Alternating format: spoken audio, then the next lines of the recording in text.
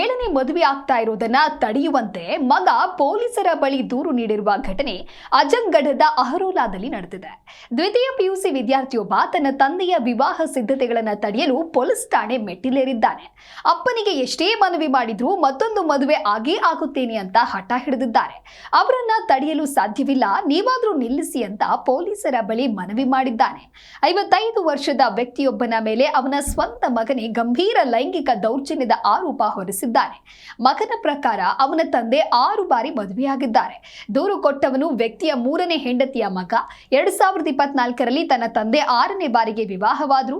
ಆದರೆ ಅವರ ಪತ್ನಿ ಕೆಲವೇ ದಿನಗಳಲ್ಲಿ ಕುಟುಂಬವನ್ನು ತೊರೆದು ಭೂಮಿ ಮತ್ತು ಆಭರಣಗಳಿಗೆ ಬೇಡಿಕೆ ಇಟ್ಟಿದ್ರು.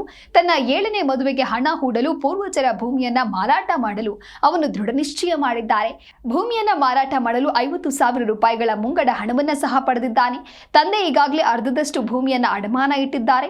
ದೂರು ನೀಡಿದ ನಂತರ ಈ ಪ್ರಕರಣ ಬಹು ವಿವಾಹಗಳನ್ನ ಮಾತ್ರವಲ್ಲದೆ ಭೂಮಿ ಮತ್ತು ಆಸ್ತಿ ಪಾಲನ್ನ ಒಳಗೊಂಡಿರಬಹುದು ಅಂತ ಪೊಲೀಸರು ಹೇಳಿದ್ದಾರೆ.